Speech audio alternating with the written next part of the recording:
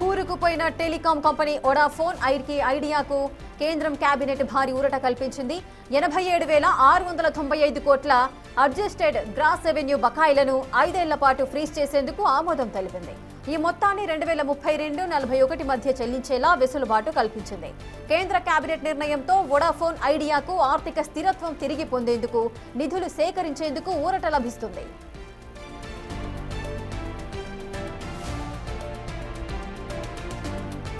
అయితే 2017-18, 2018-19 ఆర్థిక సంవత్సరాలకు సంబంధించి వొడాఫోన్ ఐడియా ఏజీఆర్ బకాయిలు మాత్రం 2026 నుండి 31 మధ్య చెల్లించాలంటూ కేంద్ర కేబినెట్ పేర్కొంది. అంతేకాదు ఫ్రీజ్ చేసిన బకాయిలను టెలికాం శాఖ పునఃమదింపు చేస్తోంది. దీనిపై కేంద్రం ఏర్పాటు చేసిన కమిటీ తుది నిర్ణయం తీసుకోనుంది.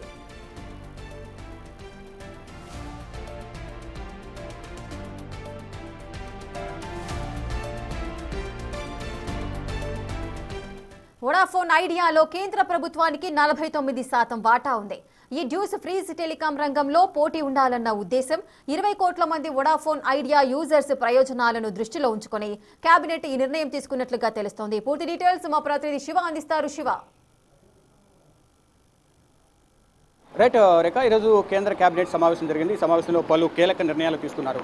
అయితే 2 జాతీయ రహదారులకు నిధులను కేటాయించడంతో పాటు ఇటు వొడాఫోన్ ఐడియాకు సంబంధించి శుభవార్త తెలియజేసింది కేంద్ర ప్రభుత్వం. ప్రధానంగా ఈ జాతీయ రహదారుల విషయానికి వస్తే కనుక 20,000 కోట్లను 2 జాతీయ రహదారుల ప్రాజెక్టులకు కేబినెట్ ఆమోదం తెలిపింది. దీంట్లో 20,000 కోట్లను అంటే 20,668 కోట్లు కేటాయించింది. దీంట్లో నాసిక్ సోలాపూర్ 6 లైన్ల జాతీయ రహదారికి 19,000 కోట్లకు పైగా నిధులను కేటాయించింది. మరోవైపు ఒడిశాలోని జాతీయ రహదారి విస్తరణకు 1,500 కోట్లకు పైగా నిధులను కేటాయించింది. ఇక దీంట్లో ప్రధానంగా ఈరోజు కీలక విషయం ఇటు వొడాఫోన్ అలాగే ఐడియా వీరికి సంబంధించి భారీ ఊరట లభించింది. ఏదైతే బకాయిలు ఉన్నాయి, గతంలో ఉన్న బకాయిలకు సంబంధించి ఫ్రీజ్ చేసేందుకు 86,000 కోట్లకు పైగా నిధులు బకాయిలు ఏవైతున్నాయో దానికి సంబంధించి వారికి ఒక ఊరట కలిగించే నిర్ణయం 2025 సంవత్సరంలో అంటే కొత్త సంవత్సరంలో అడుగు పెడుతున్న సందర్భంగా వారికి ఒక శుభవార్త అనేది తెలియజేసింది. దీనికి సంబంధించి ఈ బకాయిలను చెల్లించేందుకు కొంత సమయం కేటాయించింది. అంటే 2032 నుంచి 2041 సంవత్సరంలోపు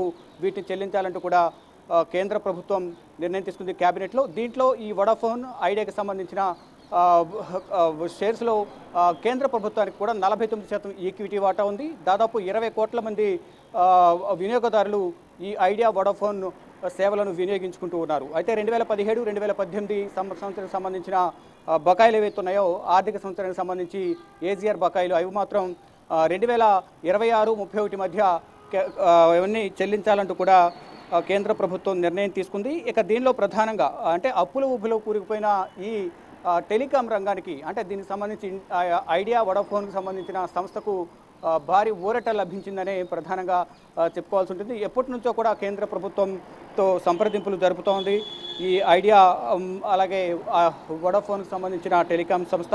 మారిటోరియం పీరియడ్కు గాను బకాయిలపైన వొడాఫోన్కి సంబంధించి ఇప్పుడు చెల్లించే వొడాఫోన్కి సంబంధించిన బకాయిలు ఏవైతే ఉన్నాయో దానికి సంబంధించి ఎటువంటి వడ్డీ చెల్లించాల్సిన అవసరం లేదు. 2032 నుంచి 2041 వరకు టైం ఇచ్చిన నేపథ్యంలో 86,000 కోట్లకు సంబంధించి ఎక్కడ కూడా ఇంట్రెస్ట్ అనేది చెల్లించాల్సిన అవసరం లేదంటే కూడా ఒక వెసులుబాట్లు కూడా కల్పించింది. ఇదొక వారికి ఈ సంవత్సరం చివరలో ఒక గుడ్ న్యూస్గానే ప్రధానంగా చెప్పాల్సి ఉంటుంది.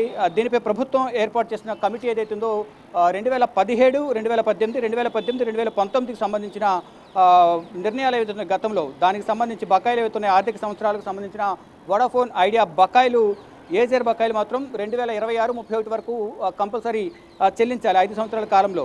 అంటే ఫ్రీజ్ చేసిన బకాయిలను టెలికాం శాఖకు సంబంధించి నిర్ణయం తీసుకునే నేపథ్యంలో అవి మాత్రం చెల్లించాలి. మొత్తం ఇక 86,000 కోట్ల బకాయిలు ఏవైతున్నాయో ఈ అప్పుల ఊబిలో కూరుకుపోయిన టెలికాం రంగంలో వీరు వెనుకబడి ఉన్నారు.